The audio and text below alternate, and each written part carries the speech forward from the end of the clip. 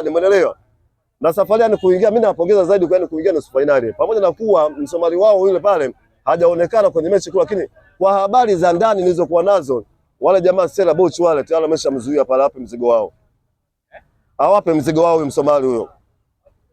Mwepae huko nataka kufika ni mbali. Sasa aliwadanganya hapa nani Amani kama nani? Yaani kwamba mambo yote aachiwe yeye. Wale Stella Boch na nani wale Stella Boch wanashinda. Lakini kilichotokea kule kwanza umeelewa ni jambo la hatari, na vile vile tunatoa kupitia mic hizi ya Mnyasa Media na Truth Media tunatoa tangazo ambalo tangazo hilo nyuma yake unajua kuna serikali italifanyia kazi. Tangazo ambalo liko hivi. Kama nilivyotoa tangazo ile kipindi kile mechi na El Masry. Hatuhitaji kumuona kunguru wa kijani katika fainali zetu, umeelewa? Hatuhitaji kurudia makosa 93. Makosa 93 na hii tunaiomba serikali kwa kupitia Mama Samia Suluhu Hassan. Watu ambao tumeenda nayo kule South Africa ni watu ambao ni wale tulikuwa tunahitaji. Nimemwona kuna waziri mmoja kutoka serikali ya mapinduzi ya Zanzibar, naye ni mnyama. Nimemwona mwana FA, nimemwona kuna kina Msigwa. Tunawahitaji watu wale. Hatuhitaji kuongezewa na watu wengine ambayo wana vinasaba ya kunguru wa kijani. Tuliweza kupigishwa shoti 93. Hili nalizungumza na hili liende moja kwa moja, umeelewa? 93 baada ya kuona kama tunachana na Stella au Stella atoa Mesia. Mechi ya kwa tumetoka suluhu. Serikali ilituundia kamati ya kusaidia kombe libaki Tanzania.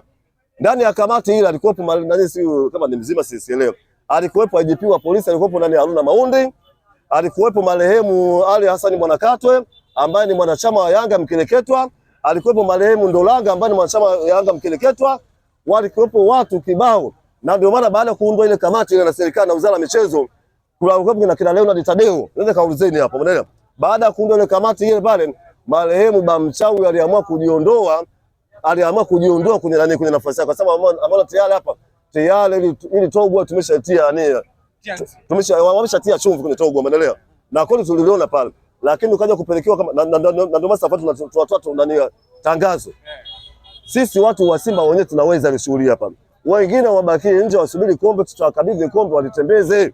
Sisi tunachukua kombe lakini wengine wabakie kombe walitembeze, umeelewa? Hii kauli ifike, hatuhitaji kuona. Nimefika mbali zaidi, hata mtu wa bodi ya ligi ambaye ana vinasaba vya kunguru wa kijana tumhitaji kwenye shughuli yetu.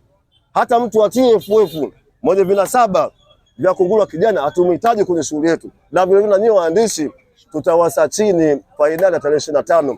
Tutafutachi kwenye mabegi yenu. Maana mnatembea na ndimu na sindano, tutawaangalieni.